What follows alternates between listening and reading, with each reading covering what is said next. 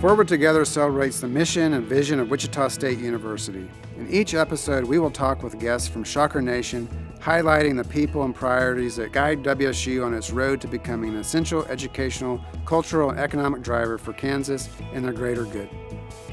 Welcome to the Forward Together podcast. The term digital transformation sounds like something that belongs in a sci-fi movie or a computer lab. But it's an emerging field of study at Wichita State University, and it's growing into a thriving industry for the state of Kansas. It's a broad and inclusive field that supports our state's current industries and diversifies and attracts new jobs in industry through infusing the technology of today into the practices of yesterday. To talk about digital transformation in the entertainment industry, I'm joined by my guest today, Wichita State alumnus Dean Hargrove. Dean is a television producer, writer, and director whose credits include The Man from U.N.C.L.E., Columbo, Matlock, Jake and the Fat Man, Diagnosis Murder, and Perry Mason. So thank you, Dean, for joining me today on this inaugural Forward Together podcast. Oh, it's my pleasure. Thanks for inviting me. So appreciative of your willingness to be on today, and we're looking forward to the conversation. But before we get into the changes you've seen throughout your career, I want to talk about your time at Wichita State. You graduated in 1960. Tell me a little bit more about your time here and what about Shocker experience influenced your desire to work in the entertainment industry? Well, I'd always wanted to deal in the film and entertainment industry. And of course, there are very few places in Kansas where you have an opportunity to do that. At the time when I was at Wichita, the facilities really didn't exist that much. But what there was an enormous atmosphere for experimentation and support and all kinds of appreciation for people who are trying to do something. It's a quality I think the university has always had and is now being carried into the future in ways that are really quite amazing, and I think going to be exemplary for other universities.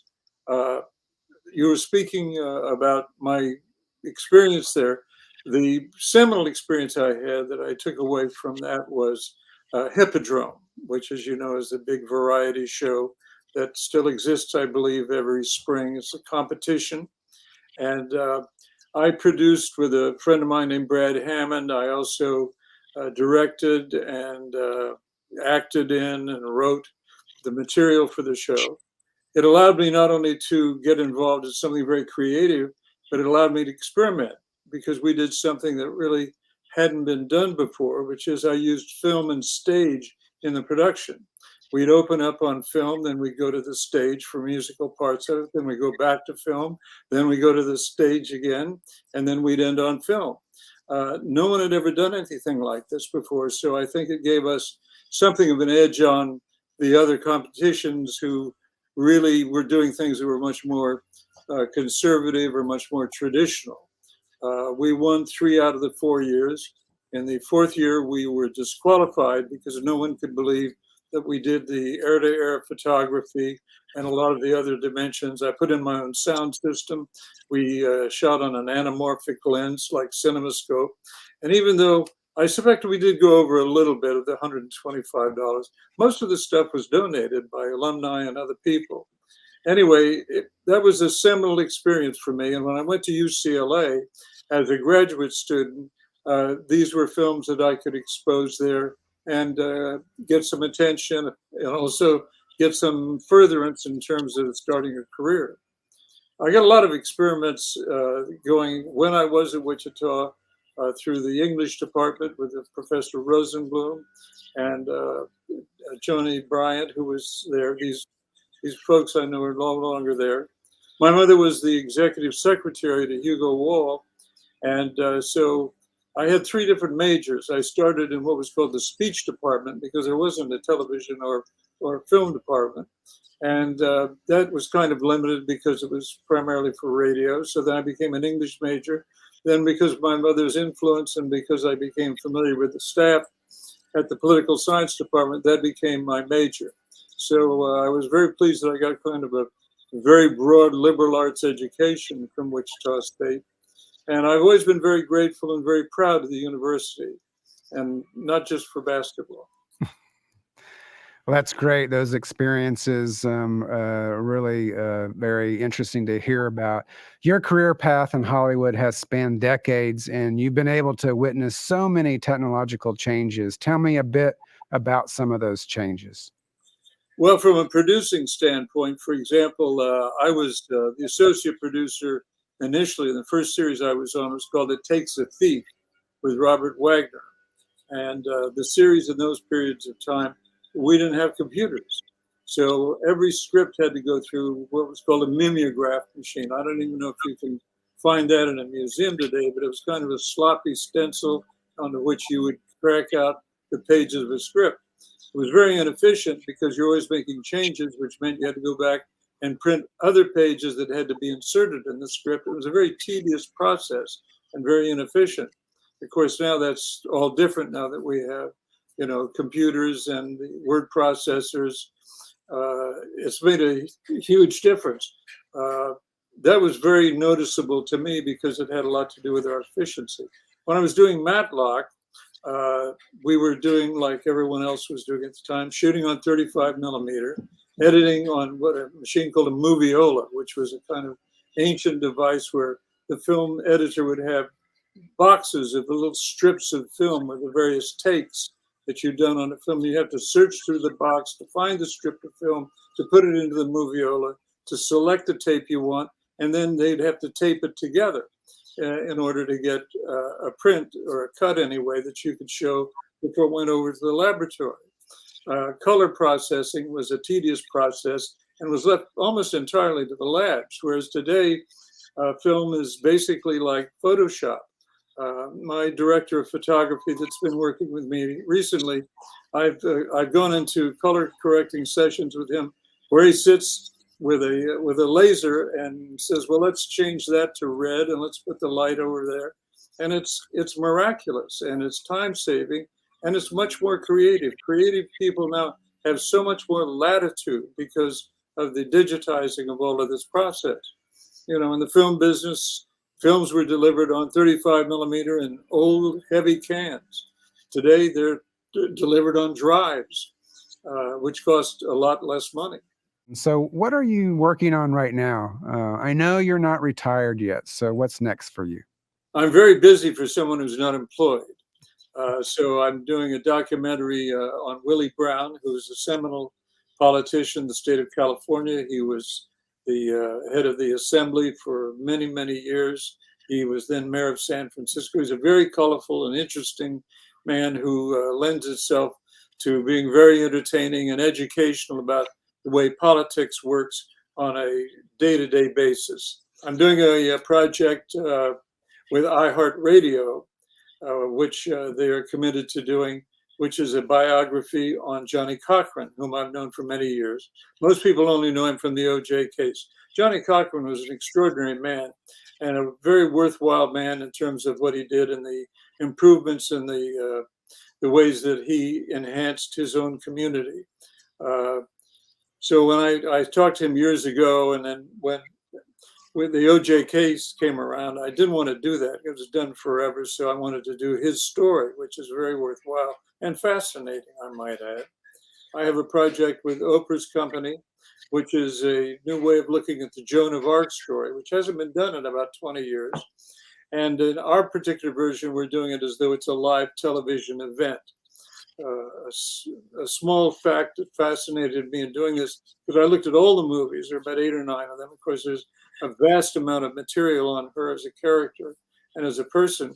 And that is that we have a copy of the transcript of the actual trial from the 15th century, because it wasn't a state trial. She was tried by the Catholic Church.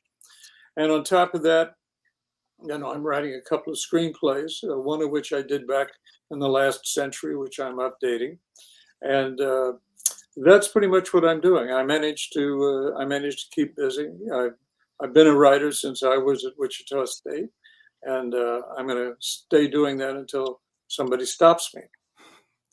Well, those are awesome sounding projects. I can't wait to see those projects when they come to fruition. Thank you so much for joining us today and being on this inaugural podcast of Forward Together.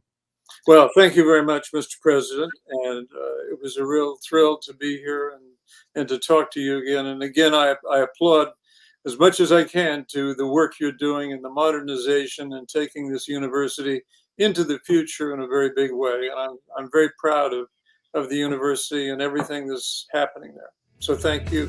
Thank you so much. Here now, I want to welcome another guest, Dr. Rodney Miller, Dean of the College of Fine Arts at Wichita State. Hi, Rodney. How are you doing? And thanks for joining me on this inaugural podcast, Forward Together. Thank you, Rick, or Mr. President, I should say. It's an honor, first of all, to be part of the initial podcast on this series, and I think that speaks well to the emphasis that this university and your administration places on the arts. We're thrilled to be here. Well, great. When people think of digital transformation, they often think of engineering and the STEM fields, but it's also played a huge role in fine arts and performing arts, not only in the creative processes, but also in the way we as an audience experience the arts. Can you talk a little bit more about how digital transformation has changed the arts? Well, I don't know if the word would be change per se, because the one thing that I really want the audience to understand is that the arts have embraced technology from its inception. I mean, all the way back to the ancient Greeks utilizing mathematics for the acoustics for the amphitheater, to the technological innovations of the 20th century. But we have always had technology in the forefront of what we have developed. Every instrument in the orchestra, for example, is the byproduct of some creative mind thinking of a new technological way of shaping the instrument into a new acoustical sound. And same thing is true with the visual arts as well. So when digital transformation came around, we were already on the ship ready to sail. I specifically, as you know, we have developed a fourth school in the College of Fine Arts. We had music and performing arts and art design and creative industries, but we have a new school called the School of Digital Arts, and it's the school where we have, in a very direct way, embraced digital transformation. Regarding Dean Hargrove's career that we just spoke about and the television and entertainment industry in general, he spoke about mimeographs and moviola machines. What are some of the other ways that the industry has changed, and what future technologies are we anticipating? Oh gosh, the sky's the limit on the future technologies. My career, which hasn't been overly long, about 40 years in academia, we have seen the growth from the personal computer all the way to where we are today with the digital transformation. And there have been many milestones that have come about because of that little thing called a computer. Most of what we have down in the School of Digital Arts is the byproduct of that digital development. Animation and game design are the two biggies that are digitally formulated. Of course, we also have filmmaking, we have audio production, which is recording, which all obviously predate digital transformation, but those are becoming digitized as well. So there's been a lot of developments in this area. Yeah, and one of the ones related to the pandemic that, as you know, when I was the provost, I was sort of mesmerized by these virtual choirs.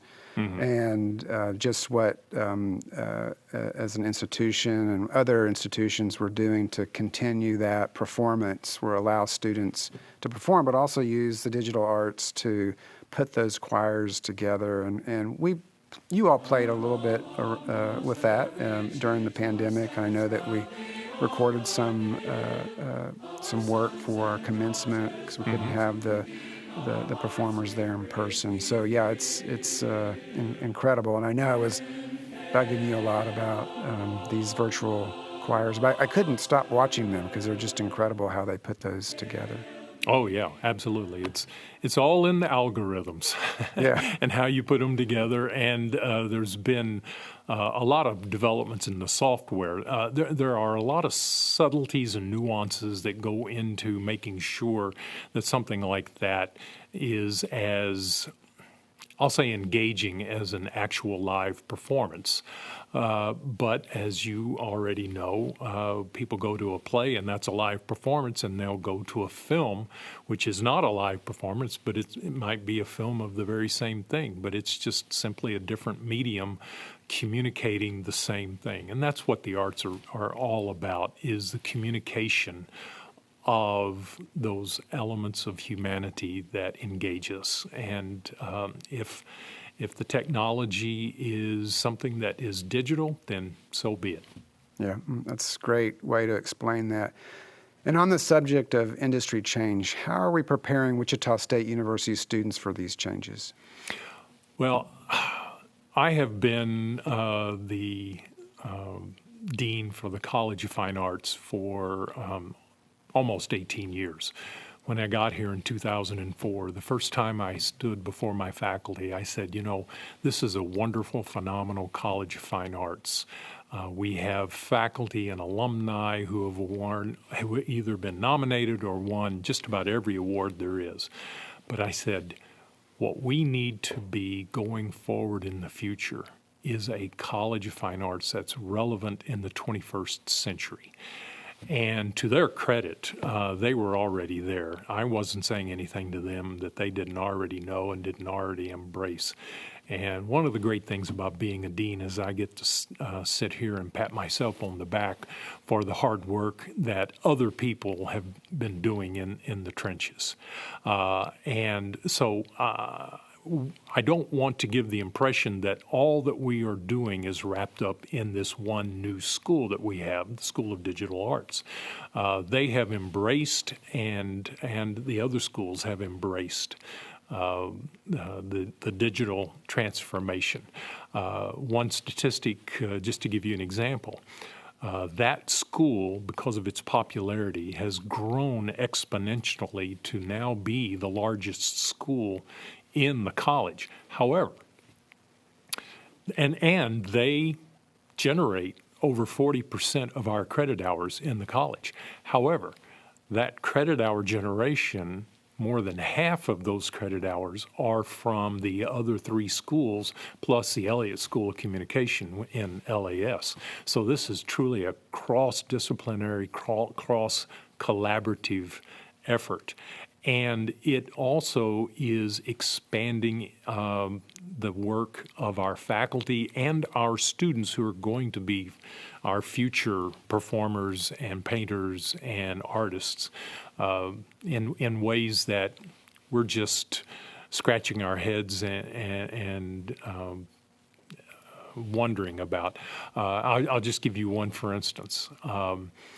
The School of Performing Arts, one of the disciplines in the School of Performing Arts is dance.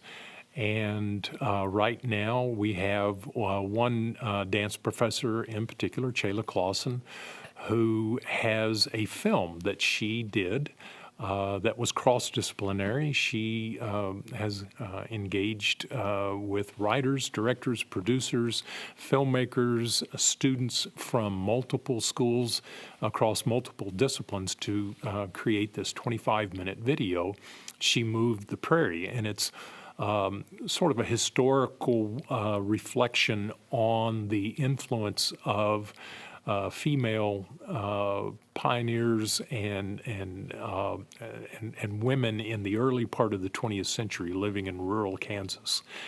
That film has gone on to have international recognition. It's been submitted to and accepted in film festivals literally all over the world. And that's just only one example of how the digital transformation, how we're preparing our students.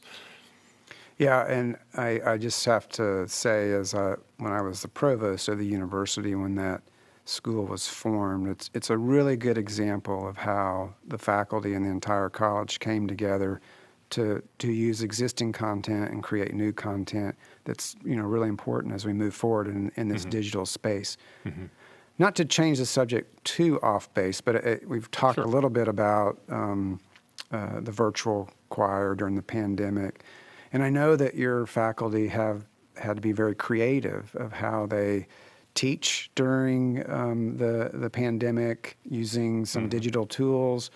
I just recently attended the performance of Keeper of the Flames, which was a production that was produced by the students in the School of Performing Arts in honor of retiring school director Linda Starkey, and there was some interesting things that were done there because of the pandemic. Can you talk a little bit more about some of these things that your college is engaged in during the height of the pandemic, and now that we're not exactly coming out of the pandemic, but we have a little bit more leeway in how we do things? Well, the College of Fine Arts is a little bit unique in that the teaching methodologies that we employ run the entire gamut, all the way from the traditional lecture class to really hands-on applied learning. Applied is probably in the title of about a third of the curriculum that we provide our students. But and there have been some major challenges, and quite frankly, if there is a silver lining, I don't really want to call it a silver lining, maybe a pewter lining to this pandemic, it's that our faculty were more or less forced to engage in some things that they'd been thinking about already. Just to give you one, for instance,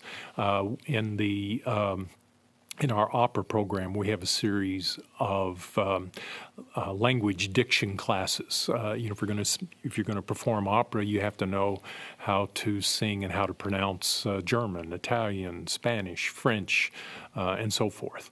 And those classes were taught pretty much in a traditional manner. But during the pandemic, we had to utilize Zoom and distance and so forth. And one of the things that the faculty did was they engaged people from Germany and Italy and France to actually interact with and coach our students in their diction. So it was something that had been in the back of the mind of one or two faculty, but this is, I forget what the saying is, the opportunities arise when challenges hit you. And so that's just one example. I never forget at the height of the pandemic, you filming Pina Mazzani, teaching one of our opera students in a remote situation. And so even though we weren't able to do that in person, we still had those tools, and digital transformation was part of that. So thank you, Rodney, and thank you to everyone for joining us for our first episode of the Forward Together podcast.